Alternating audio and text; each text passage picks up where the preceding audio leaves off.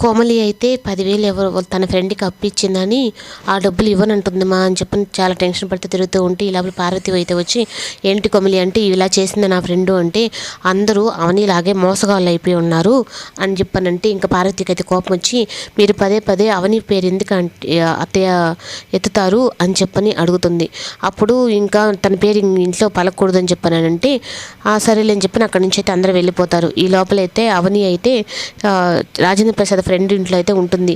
ఆ దమయంతి అయితే తనకి పార్టీ ఎన్నికలు అలా అన్న పిచ్చి ఉందమ్మా అని చెప్పానంటే నేను ఇక్కడ ఉండడం ఎవరైనా పార్టీ వాళ్ళు ఎవరో ఒకరు వస్తుంటారు కదా అంకుల్, అందుకని నేను ఇక్కడి నుంచి వెళ్ళిపోవాలి కదా అని అంటే తనకి ఆ పిచ్చి ఉంది అంతేకాని తనేమి ఇక్కడ మెంబర్ ఏం కాదు, కానీ ఇంకా తనకు అలా వదిలేశాను నేను అని చెప్పని అంటుంది.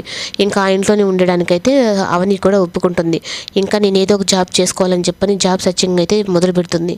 అలా మొదలు పెడుతూ ఉంటే ఒక దగ్గర అయితే బస్ స్టాప్లో ఉండగా రౌడీలు అయితే ఇద్దరు వచ్చి ఏమంటే ఇంకా మీరు వెళ్ళలేదా ఎవరి కోసం వెయిట్ చేస్తానని చెప్పి చాలా తప్పుగా మాట్లాడుతూ ఉంటే ఇంకా మాట్లాడుతూ ఉంటే ఈ లోపల అక్షయ్ అయితే అక్కడికి వచ్చి ఇంకా వాళ్ళందరినీ చితక్ కొట్టి అక్కడి నుంచి అవని రా వెళ్దాము అని చెప్పని అంటాడు.